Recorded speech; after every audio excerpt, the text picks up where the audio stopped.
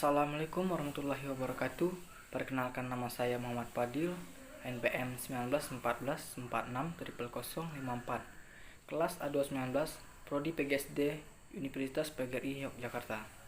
Baiklah, di sini saya akan mempresentasikan hasil laporan observasi PLP1 di SDN 4 Simpang Tritip.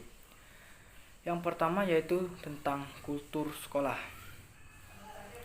Kultur merupakan sebuah pandangan hidup yang diakui oleh sekelompok masyarakat yang mencakup cara berpikir, perilaku, sikap, nilai yang terkandung baik dalam bentuk fisik maupun abstrak. Oleh karena itu, suatu kultur secara alam diwariskan oleh suatu generasi ke generasi selanjutnya. Sekolah merupakan lembaga utama yang didesain khusus untuk memperlancar proses transmisi kultur antar generasi tersebut.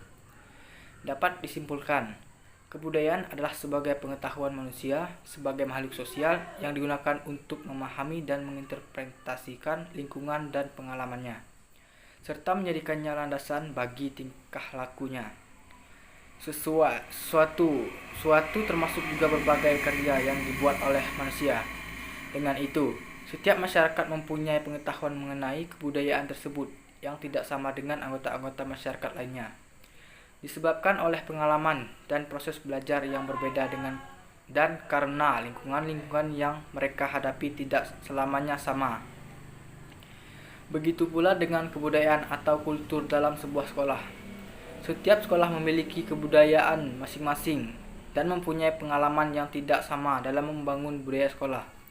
Perbedaan pengalaman inilah yang menggambarkan adanya sebuah keunikan dalam dinamika budaya sekolah tersebut. Budaya sekolah menyebabkan sebuah perbedaan respon sekolah terhadap suatu perubahan kebijakan pendidikan, dikarenakan ada perbedaan karakteristik yang melekat pada satuan pendidikan. Selain hal itu juga, budaya sekolah mempengaruhi kecepatan sekolah dalam merespon perubahan tergantung kemampuan sekolah dalam merancang sebuah pelayanan sekolah. Jadi, budaya atau kultur sekolah sangat mempengaruhi dalam dinamika kultur sekolah yang menekankan pentingnya kesatuan, stabilitas, dan harmoni sosial pada sekolah dan realitas sosial. Sekolah merupakan sistem sosial yang mempunyai organisasi yang sangat unik dalam pola resolusi sosial, diantaranya yang bersifat unik. Hal ini disebut kebudayaan sekolah. Namun untuk mewujudkannya bukan hanya menjadi tanggung jawab pihak sekolah.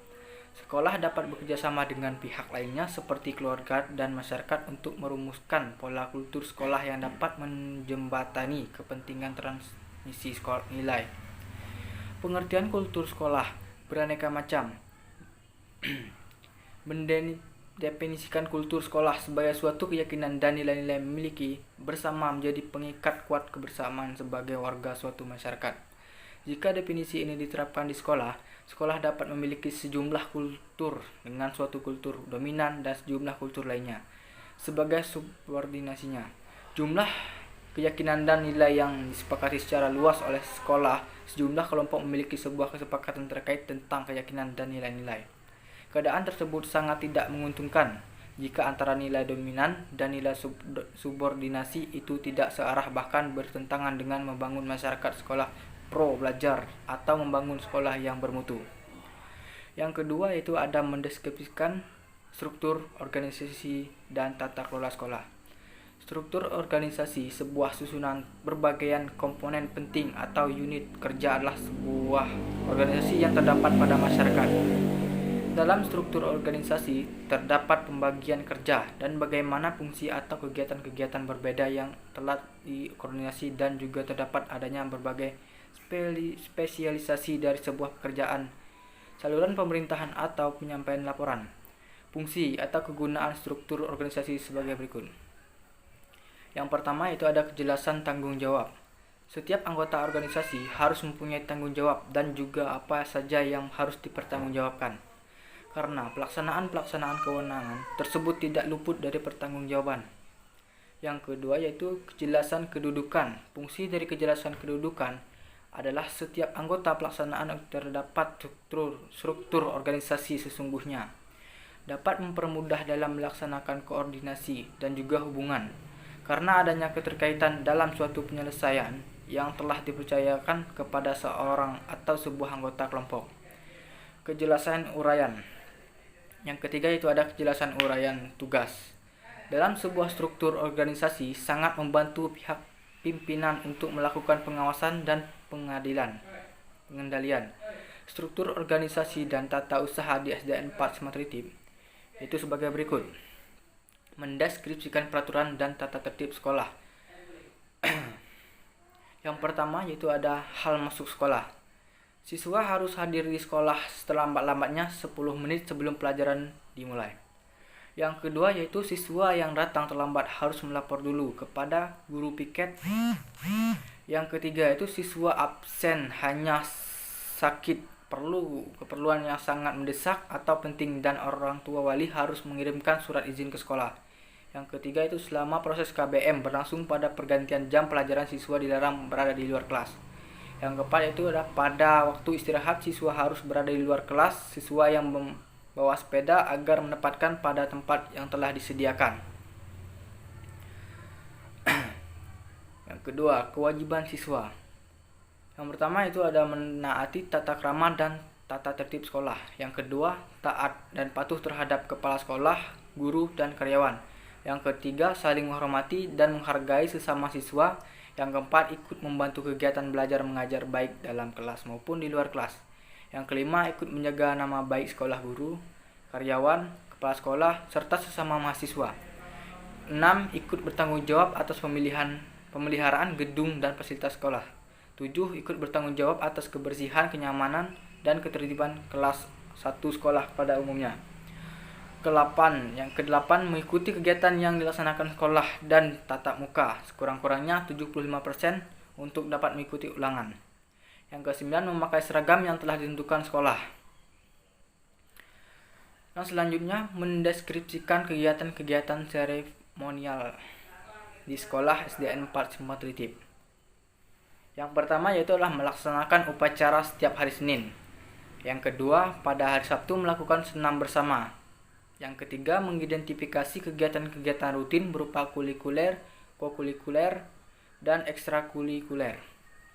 Kurikuler adalah rencana atau sebuah acuan yang mendasar dalam proses pembelajaran yang sangat berguna bagi guru dan peserta didik guna untuk mencapai tujuan pembelajaran yang diharapkan.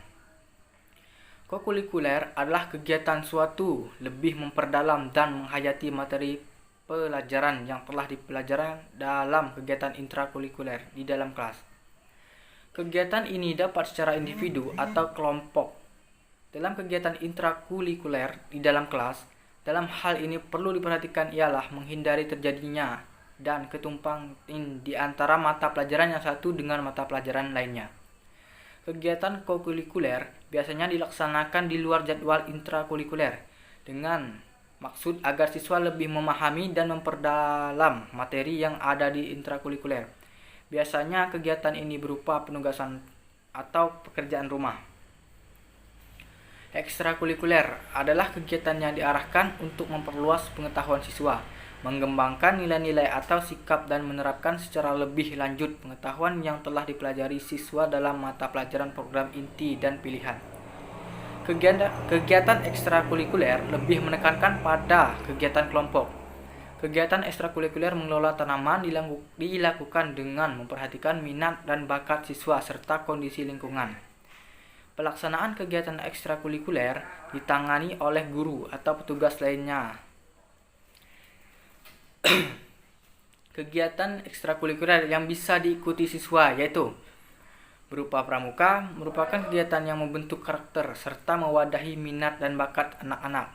Contohnya, seni tari, anyaman, dan olahraga. Yang selanjutnya mendeskripsikan praktik-praktik pembiasaan dan kebiasaan positif di sekolah.